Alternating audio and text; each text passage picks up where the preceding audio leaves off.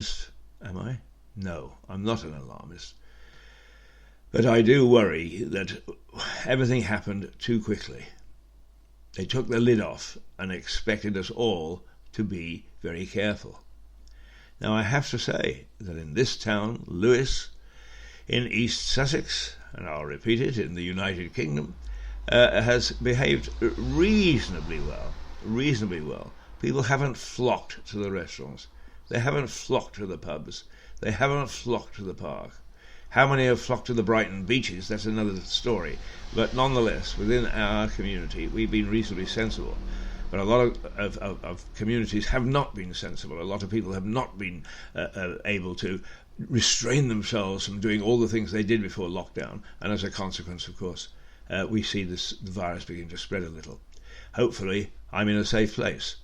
And hopefully, this place will stay safe. And hopefully the whole of the United Kingdom, and indeed the whole of the world, will become safe. But not if we're going to have idiots rushing around who are embracing one another, packing the parks and the beaches with picnic baskets and so on, and leaving all their litter behind afterwards, but rubbing shoulder to shoulder with people they don't know. I've been very careful.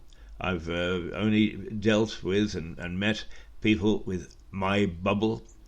I did actually go to London, and I was able to sit safely in a park right in the middle of London, or actually it was a garden in the middle of London, without anybody there that I didn't know. And very pleasant it was. And a little wine I drank, and perhaps I drank a little bit too much wine, who knows? But I certainly was very cautious. I certainly was very careful. And I was surrounded by people who were being careful and were playing by the rules. But some haven't. And now we see a little spike. Let's hope it doesn't become a big spike and we're all confined to quarters again. We all know what that's like. Not pleasant. Not pretty. But it's changing our way of living. I mean, I now avoid anybody in the street by the good 2 meters. And not only that, but I notice that people avoid me. Well, perhaps it's because I'm just an ugly old bugger, but we're avoiding one another anyway, which we never did before. Oh, well. So anyway, be cautious. Be careful. Take lockdown and ease out of it in a very gentle and specific way. You can still have fun, but you're not endangering friends, family, and others. And when endangering, remember that if you catch this thing, it can end in death. And there's nothing more dramatic than that. Losing somebody because somebody else went and rubbed shoulders with a stranger on a beach simply because they could. And waved a placard in some instances saying, "Don't take our freedoms away." I am as concerned as anybody else that this is a chance for governments all over the world to seize even more control from the citizen. Yes, it is possible. In fact, I think they probably are doing it. But let's fight it on the proper grounds, and not on the basis of marching around, spreading coronavirus and saying, "I've got my freedom." That doesn't help anybody, including these placard carriers. Now, I said I managed to recoup some of that stuff that I was looking for. There's one here called merry-go-round. Shall we try a little merry-go-round and see where we are? Incidentally, for those of you who are interested, because we are in Lewes, in the United Kingdom, and undoubtedly, in fact, we do know that some of the 30 or odd people are not in the United Kingdom, but it's 6:51 it's just turned to here in Lewes, and we've been on the air for 20 minutes, so let's stop the talk and get some music.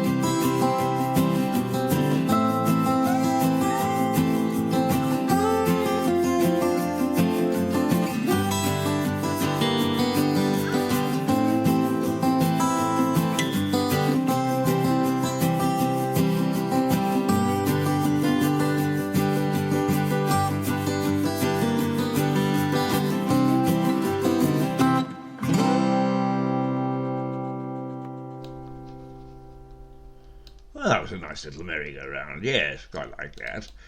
Bouncy, bouncy. I actually tend to play favourites on this programme because there are some things that really turn me on. One is Yeva from Armenia, from Yerevan, who sings something called Beautiful Mind. And I'm actually going to not play it today because it deserves a grandstand. And I shall play it perhaps at the top of the programme tomorrow. Secondly, there is Dandelion Charm, the husband and wife duo out of New Haven, which is no more than a stone's throw from Lewis. Claire and John. They have 2 tracks with me, one called Songbird and the other called Walking the Clouds. And they are very good. And then, of course, I've discovered another favourite. Way back from the war years, I don't even know the lady's name, and I should find out. She sings in Chinese, Rose, Rose, I love you. And before we go this morning, I shall play Rose, Rose, I love you from the original soundtrack way back in 1940-something. Played by Jack Jackson, one of the original, quote, DJs for the BBC. Had an equivalent of Top of the Pops in the 1940s, long before we'd ever thought of Top of the Pops, on a Sunday morning. And we all listened to Jack Jackson and his music. And Rose, Rose, I love you, he played week after week after week because he was intrigued with it as indeed am I. And just talking of Jack Jackson, some people say to me, Keith, why do you mention Jack DiManio? Who was he? And in fact, on our Mirador television round table last night, which you can watch if you wish later today on miradortelevision.com, there were most people were in their 50s, I suppose. The average was in their 50s, but there was one gentleman there as old as I am. No, he was not quite, but he's only 4 or 5 years, and he knew who Jack DiManio was. And Jack DiManio was another, quote, BBC DJ. This was in the respectable era, almost before Radio 1 had started. And Jack DiManio endeared himself to his public because he could never get any information right. Never the time, the day, the weather, or anything. You could find yourself walking out on a Sunday at 6 o'clock in the morning wearing a raincoat, only to find that it was actually Saturday and it was bright sunshine. But Jack was just a great character. And so when I say Jack DiManio come back, I loved his disorder because I love disorder too. Why should we always be on the air exactly at 6:30? Why should we always do things in the way that everybody else does them or the protocol suggests? We don't have to. This is where you do have one freedom. I don't march with a placard, but I can do what I like on this particular show. And indeed I do. And some people well, let's put it bluntly, piss off, and some people love the disorder that I bring to the broadcasting industry, but I always have. I've been a rebel all my life. The thing is that I've actually brought along a lot of talent, patting myself on the back, and I've also been an innovator of a lot of different type of things in broadcasting. In fact, I was accredited with changing the face of Northern Ireland broadcasting forever. That's at the BBC. Boy, if you do anything at the BBC, you're doing extremely well. It's a Luddite organisation. It's elephantine. It does some good things, but generally speaking, it's about time that its authority was challenged and its tier hierarchical structure ripped apart and put back together. Won't happen, of course. Once you get a monolith going, it's dreadful trying to bring it down. It's easy if it's in the free market, in the open market, because shareholders do the changing. But I'm afraid we, the people, don't have much chance of changing organisations like the BBC. Oh, there, I've had my rant. Now, the other rant that I had, and this is what we talked about last night, is the fact that the Freedom of Information Act keeps us all in line. we're not allowed to ask certain questions of the state. Well, it's a pity really, because I think that works against us. But the majority of people that I had on my panel last night felt that it did help keep law and order. And since I am a law and order man, rule of law, then I go along with the majority. But I am worried about the exemptions that local governments, well, in fact the government, can call in. In other words, we made a law. It's for all you people and not for us. And one of them is to pry into your bank account. And that really is, that's quite outrageous in my view. And I just cannot go along with it. So if you hear me moaning and groaning about that on a frequent basis, it's because I simply am outraged that we can live in an open society. I say an open society, a democratic society, and have the state so powerful. Doesn't matter where you go, does it? We the people. Now, I am going to play a little bit of Rose because I'm running out of time. So please forgive me. Here she comes. Rose, Rose, I love you.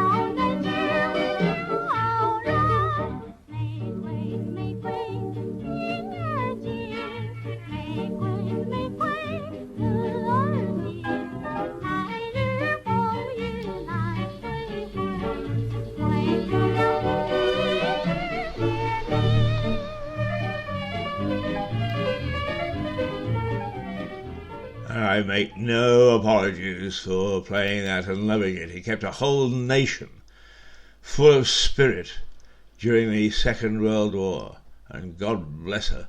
It was the Chinese that lifted our spirits every Sunday morning, particularly, although I was too young to really appreciate it, the bad news rolled in up until about 1945, 43 or 44, when the tide of the war changed.